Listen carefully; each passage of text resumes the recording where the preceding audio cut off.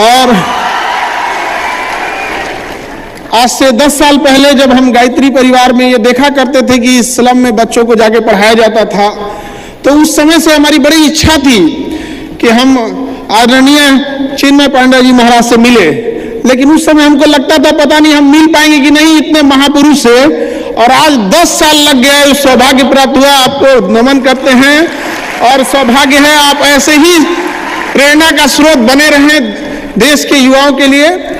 और इस गायत्री परिवार को लेकर चलने वाले हमारे मनीष भैया, आपका सादर प्रणाम। आपको ऐसे ही और ईश्वर शक्ति दे इन युवाओं को मार्गदर्शन करने के लिए। और शिक्षा के क्षेत्र में हम लोग हैं, हमारे निशान भैया, आपका भी बहुत आभार। और पूरे गायत्री परिवार से जुड़े छोटे से लेके बड़े पदाधिकारियों का, छोटे बच्चे सबका हृदय से नमन करते हैं। देखिए, किसी भी समय किसी भी समाज को अगर आगे ले जाना है तो अब हम लोग क्या ही समाज को आगे ले जा सकते हैं। हम लोग को जहां जाना था चले गए, शिक्षक बनना था बन गए, हमें जहां जाना था हम लोग चले गए। अब आगे का भविष्य आपके हाथ में है। आप भविष्य को कहां लेके जाइएगा ये आपके ऊपर डिपेंड करता है, क्योंकि कहा जाता है कि तलवारों के साए पर इतिहास हमारा बनता है, जिस ओर जवानी चलती है उस ओर जमाना चलता है। युवा वो शक्ति होती है कि एक बार जोसेफ मेजनी ने कहा था कि यदि समाज में क्रांति लानी है तो शासन युवाओं को सौंप दो। जरूरी नहीं कि शासन केवल वहां बैठकर ही किया जा सके। आप अपने पास जहां देख रहे हैं उस समाज को सुधारने का प्रयास करेंगे। छोटे छोटे कण कण से ही एक बड़ी चीजों का निर्माण होता है। तो युवा जो होती है इकाई होती है समाज की। किसी भी जगह के युवाओं को देख के आप वहां का अंदाजा लगा सकते हैं। लेकिन अभी के दौर में युवाओं को डिरेल ज्यादा हो रहे हैं, अपने रास्ते से भटक जा रहे हैं। उन्हें पढ़ने के लिए भेजिए, वो मोबाइल में लग जा रहे हैं, कहीं फोन पे बतियाने लग रहे हैं, लाल पीला हरा करने लग रहे हैं। ये सब करने से कोई फायदा नहीं होने वाला है। मन लगा के पढ़ाई कीजिए। अगर कोई पसंद भी आ गया तो नौकरी लेके सीधे माता पिता से बात कीजिए। लेकिन बीच में पढ़ाई रोकिएगा तो पढ़ाई भी जाएगा, आपका करियर, समय सब बर्बाद हो जाएगा। इसलिए सबसे जरूरी चीज होता है समय। समय के पास इतना समय नहीं है कि दोबारा आपको समय दे। इसलिए समय रहते निर्धारित कर लीजिए आपको क्या करना है, वरना समय एक दिन बता देगा कि आपका क्या करना है। ऐसे रसातल में फेंकेगा जहां से लौट के नहीं आ पाइएगा आप लोग। यहाँ पर समय और सद्बुद्धि बड़ी अजीब चीज होती है, दोनों एक साथ नहीं आती है। जब आपके पास समझ होती है तो समझ जा चुका होता है। अभी आपके पास समय है तो सद्बुद्धि ही नहीं है। यह समन्वय जिसके पास आ गया वह समझिए कि सारी चीजों पर विजय प्राप्त कर लिया। और कहीं ना कहीं गायत्री परिवार का भी यही प्रयास होता है कि समय रहते सद्बुद्धि, समय रहते आचरण, समय रहते राष्ट्र निर्माण के लिए योगदान दिया जा सके। ऐसे नहीं है यहाँ मंच पर जितने गरिमामान उपस्थित हैं सब अपने अपने क्षेत्र में हैं। कहीं ना कहीं उन्हें इस राष्ट्र, इस समाज से प्रेम था, तभी वो लोग इस प्रयास में लगे रहते हैं कि गांव गांव से बच्चों को लाया जा सके और एक अच्छा भारत का भविष्य लिखा जा सके। वह भारत की कल्पना ही नहीं कर सकते हैं जहां युवाओं का भविष्य खराब हो। अगर युवाओं का भविष्य सुधरेगा तो ही भारत का निर्माण होगा। आप सोचिए कितना दुर्भाग्य है इस देश पर कि हमारे यहाँ, जैसे हम एक तो कह देते हैं कि पूरी दुनिया में हमारे यहाँ शादी विवाह का एक पवित्र बंधन है, 7 जन्म का साथ होता है और ऐसी कहीं भी परंपराएं नहीं होती हैं। लेकिन इसी समाज के ऊपर एक दहेज नाम का कलंक है कि नहीं है यहाँ पर? तो वो किसको खत्म करना होगा? आप यंग जनरेशन जिस दिन आएंगे और ये कहेंगे कि हमें वह संस्कार मिला है, वह शिक्षा मिली है, आत्मविश्वास हुआ है कि हमें चाहे जितना पैसा कमाना पड़े हम नौकरी करके, बिजनेस करके ईमानदारी से कमा सकते हैं, दहेज वाला भीख हमको नहीं चाहिए। यहाँ पर ये युवा का समाज होना चाहिए। यहाँ पर हमें वह समाज नहीं चाहिए जहां कोई दहेज दे। हमें वह समाज चाहिए जहां लोग दहेज दे और सामने से आके कहे कि हम नहीं लेंगे, मतलब नहीं लेंगे। यहाँ पर यह बात हम आप सबसे, एक बड़े भाई होने के नाते जो यहाँ जनरेशन बैठी हुई है उससे हम ये उम्मीद लेते हैं। क्योंकि आज ही मेरे भाई का भी रिसेप्शन है तो हमने भी उससे पूछा, हमने कभी दबाव नहीं बोला। हम बोले तुम्हें दहेज चाहिए तो बोलो। कहे भैया हम क्या बोलते हैं, आप सबको समाज में बोलते हैं हम यही ले लेंगे। हमने सोचा कि अगर वो बोले, एक बार बोलता तो हम उसका भी इलाज करते हैं। ये भाई का प्रेम है। भाई का प्रेम होता है, एक बड़े भाई को छोटे भाई पे अधिकार होता है। और आप जैसा करते हैं आपके छोटे भाई, आपके दोस्त, आपके सर्किल भी वैसे ही करते हैं। अगर हम सब एक इस चीज को आगे बढ़ाते लेते हैं तो काफी एक समय आएगा जब हम इस पे भी विजय प्राप्त कर लेंगे। ये एक बहुत बड़ी समस्या है। क्यों? क्योंकि दहेज का पैसा, वह पैसा महिलाओं की शिक्षा पे खर्च होना चाहिए। उन्हें अच्छी नैतिकता दी जानी चाहिए, अच्छा आचरण सिखाते, अच्छा हुनर सिखाते। कोई महिला डॉक्टर बनती, इंजीनियर बनती, प्रोफेसर बनती, वो पैसा उसको दहेज दहेज में दे दिया जाता है। अब उसको पढ़ने नहीं दीजिएगा तो कहेंगे कि इसके पास दिमाग नहीं है, पढ़ने दिया उसको, पढ़ने नहीं देंगे यहाँ पर। तो महिलाओं को भी इस चीज के लिए आगे आना पड़ेगा और वो कहना पड़ेगा कि देखिए आप दहेज नहीं लेंगे, मैं घर को स्वर्ग बना के रखूंगी, 2 बात भी सुन लेंगे, बाकी आगे का तो समझते हैं, अगर लीजिएगा तो ये दोनों हाथ से होना चाहिए और ये महिलाओं के लिए भी बहुत जरूरी है। आप अपने अधिकार हक की लड़ाई लड़िए। बाकी देखिए इस देश में आपका अपना कर्तव्य बनता है, किसान अपनी जगह पे जा रहा है, फौजी अपनी ड्यूटी कर रहे हैं, शिक्षक, डॉक्टर, सबका अपना अपना योगदान होता है, कोई बड़ा छोटा नहीं होता है। लेकिन हमारे समाज में क्या होता है कि हम बहुत कम तवज्जो उन किसानों को देते हैं जिनका हम 3 टाइम अन्न उगाया हुआ खाते हैं। वो बंजर जमीन से जब वो फसल उगाते हैं और जब किसानों को आत्महत्या करने की नौबत आ जाती है तो वो दिन बड़ा दुखदायी होता है इस देश के लिए, जबकि देश हमारा किसानों का ही है, गाँव का ही है। जब गाँव सुधरेगा तभी ये चीजें आएंगी। यहाँ पर हम लोग भी जब यहाँ पटना में संस्था में पढ़ाते थे तो देखिए गांव से लोग आते थे इलाज कराने के लिए, उनको जब ब्लड वगैरह नहीं मिलता था तो कई बार हम लोग शुरुआती दौर में कि अब ये इसको कैसे ब्लड दिलाया जाए तो अपने क्लास के बच्चों को भेज देते थे, जाओ बहुआ ब्लड देके आ जाओ यहाँ पे। कई बार हमने गायत्री परिवार से बच्चों को बुलाया, बाबू तो हमारे यहाँ पढ़ रहे थे, हमने बुलाया कहाँ जा रहे हो, तो सर आज हमको स्लम एरिया में पढ़ाने जाना, हमको पढ़ा के आना तो एक ब्लड दे देना। वहाँ आने के बाद उसने ब्लड तक दिया। यहाँ पर हमने बहुत लोगों को ऐसा किया यहाँ पर। उससे अब धीरे धीरे करते करते अनऑर्गेनाइज था, हमने सोचा एक काम करते हैं हम ब्लड बैंक ही बना देते हैं यहाँ पर। तो अभी बहुत जल्दी ब्लड बैंक हो जाएगा, चूंकि ये खरमास का महीना अब आने वाला है तो हमारी संस्कृति के अनुसार शायद उसमें कोई बड़ा काम नहीं करते हैं, तो हम सब चीज लेके चलना चाहिए यहाँ पर। तो ऐसा नहीं कि आप आगे बढ़ जाए तो अपनी संस्कृति को ही भुला दें। यहाँ पर अपनी संस्कृति को भी संभाल के रखना है, ये हमारा कर्तव्य भी है। आजकल के जो कुछ सेलिब्रिटी टाइप के हो गए हैं, ये पश्चिमी संस्कृति को अपना लिए हैं और कहते हैं ये मॉडर्न है। गलत है, वो पश्चिमी है, मॉडर्न नहीं है। ये कौन बात होता है, तुम हाफ पैंट पे उघारे घूमेगा कहेगा कि मॉडर्न है, ये कोई मर्द है? इन ससुरों को भी समझाना पड़ेगा। वो कब जवाब दीजिएगा, जब आप भारतीय होने के बाद अगर अपनी बुलंदी, अपनी कामयाबी को दुनिया को दिखाइएगा, तब लोग कहेंगे कि वो उघारे घूमना मॉडर्न नहीं है, ये कामयाबी मॉडर्न है। तो आप वो वाली कामयाबी लीजिएगा यहाँ पर। और कभी भी अपने माँ बाप का सर नीचे नहीं झुकने दीजिएगा, लड़का हो या लड़की। आप सबने संघर्ष किया होगा। गरीबी इतनी भारत में बड़ी है, 150 करोड़ आबादी में 100 करोड़ ऐसे लोग हैं जो शायद आज कह दीजिएगा एक मोटरसाइकिल खरीदने के लिए तो नहीं खरीद पाएंगे। 150 करोड़ में 100 करोड़, ये हम लोग को बदलना है। ये कैसे बदल सकते हैं? एक अच्छी शिक्षा के माध्यम से। कई बार जब शिक्षा लेने जाते हैं तो उसको लोग कहते हैं कि व्यापार करो। भैया व्यापारी व्यापार करेगा, शिक्षित जो पढ़ा लिखा है वो नौकरी करेगा। किसान, अब किसान से जाके कहिए तुम जहाज उड़ाओ ना, अरे भाई वो खेती करने के लिए यहाँ पे है। तो ये विडंबना है इस देश की। तो हर पायदान पे आपको मेहनत करने की जरूरत है। और सफलता कल भी कैसे मिलती थी, जब आप मेहनत करते थे, और आज भी कैसे मिलेगी, जब आप मेहनत करेंगे तब। सबको जीवन में संघर्ष होता है, ऐसा कोई नहीं है जिसके जीवन में संघर्ष नहीं है। अरे वह पत्थर भी जब तक छीनी हथौड़ी का मार नहीं झेलता है, जब तक मूर्त का रूप नहीं लेता है, तब तक लोग उसके आगे भी सर नहीं झुकाते हैं।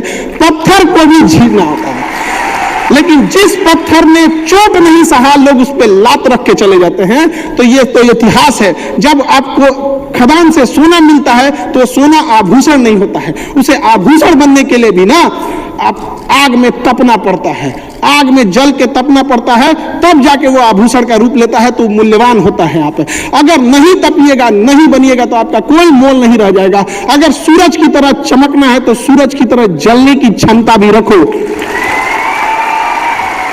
सबके जीवन में संघर्ष होता है, रात कितनी भी बड़ी क्यों ना हो, सुबह होने से नहीं रोक सकती है। यहाँ तो भगवान को वनवास झेलना पड़ा था। सृष्टि के रचयिता जिनके एक उंगलियों पे क्या से क्या नहीं हो जाता, जब उन्हें वनवास झेलना पड़ता था। यहाँ पर मर्यादा पुरुषोत्तम राम जी जब वनवास जा रहे थे तो एक बड़ा अच्छी चीजें याद आई हमको। अभी रास्ते में हम थे तो वही याद आया हमको कि जब वो वनवास जा रहे थे तो बड़ी प्रमुख घटना हुई थी, क्योंकि अभी रास्ते में मारे थे तो नहीं, वो कुछ लोग पैसे मांगते हैं, किन्नर लोग, और ऐसे हाथ पे एक सिक्का रख के सर पे हाथ रख के दुआएं देते हैं।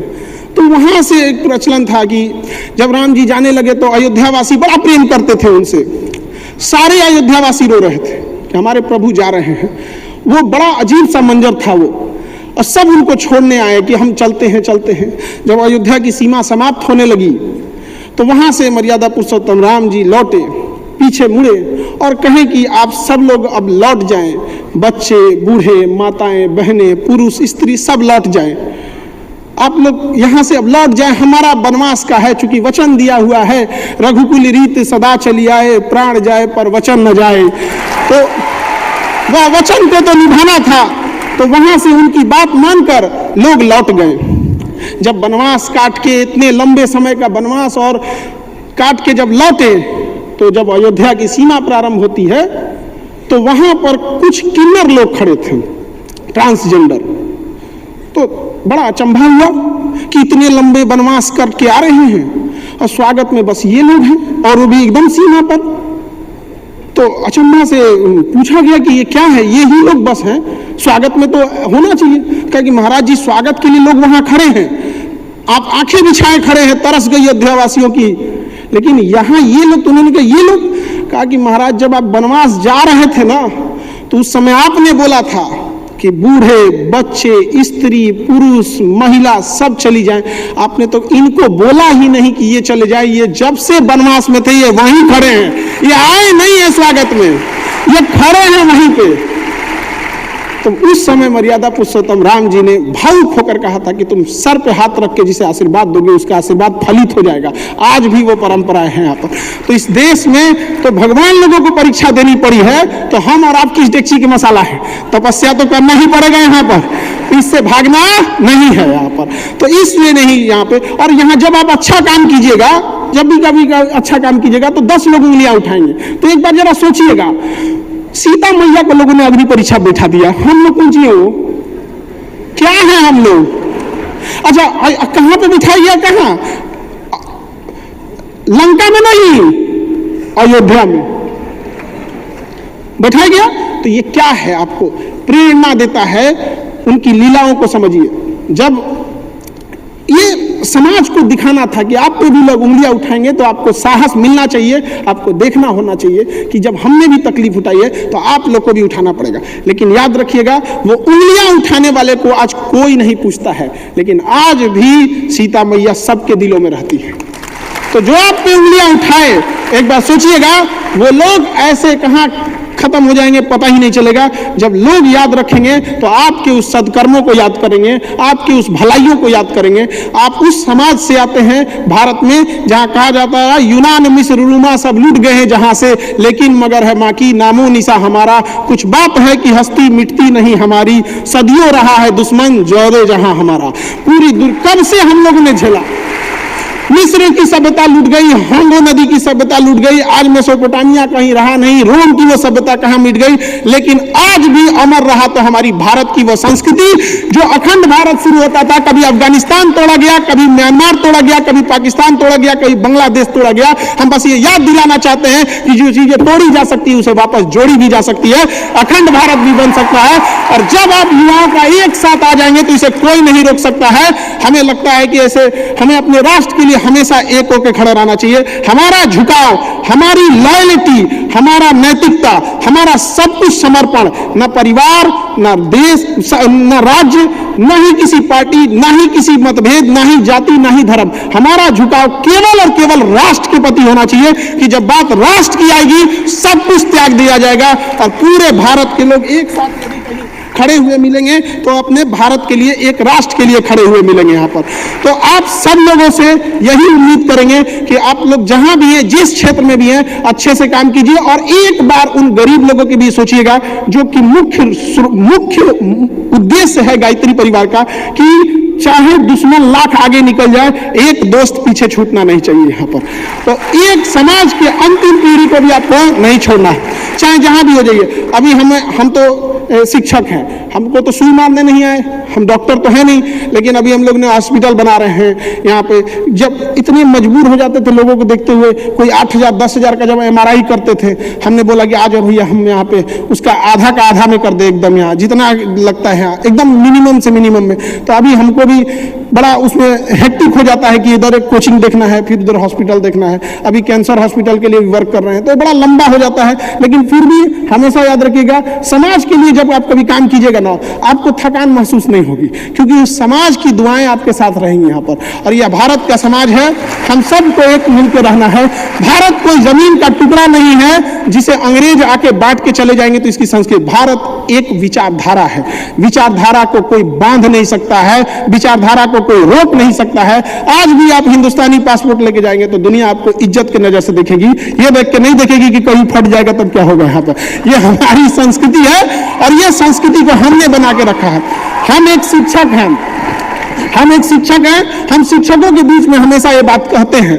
कई बार कुछ शिक्षक नाराज भी हो जाते हैं हमसे, अरे इस बात को हम ये बात कहते हैं कि वर्तमान शिक्षकों का पैर छू के जो प्रणाम किया जाता है बच्चों के द्वारा, इसके लिए उनका मेहनत नहीं, हजारों सालों से उन ऋषि मुनियों की तपस्या है जो निस्वार्थ भाव से शिक्षा दिए हैं, उनके प्रति श्रद्धा है। आज का जो लोग हैं आज तो व्यापार बना के रख दिए हैं, तो इसमें उतराना नहीं चाहिए। बच्चों ने तो अपना संस्कार नहीं भूला कि हमें गुरु के प्रति सम्मान देना है, लेकिन गुरु कब गुरु के भेष में व्यापारी बन गया पता ही नहीं चला। तो एक बार आप लोगों भी ऐसे हमारी संस्कृति में शिक्षक के भेष में अगर कोई व्यापारी आ जाए तो उनसे जरूर कहिएगा फीस दिए हैं, शिक्षा लिए हैं।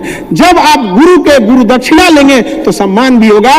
कभी भी याद रखिएगा, अकेला चना भार नहीं फोड़ सकता, आप सबको करना पड़ेगा यहाँ पर। तो एक सामूहिक जिम्मेदारी होगी कि भारत को भारत रहने दिया जाए, ये भारत की जो मूल संस्कृति है वो रहने दिया जाए यहाँ पर।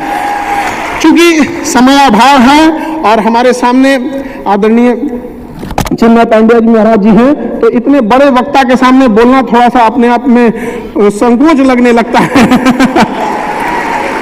तो बहुत बहुत धन्यवाद, आप लोग ने हमें यहाँ बुलाया और सारे बच्चों को बहुत बहुत शुभकामनाएं, आशीर्वाद आपके उज्जवल भविष्य के लिए। एक बार बोलेंगे भारत माता की, भारत माता की, भारत माता की। बहुत बहुत धन्यवाद।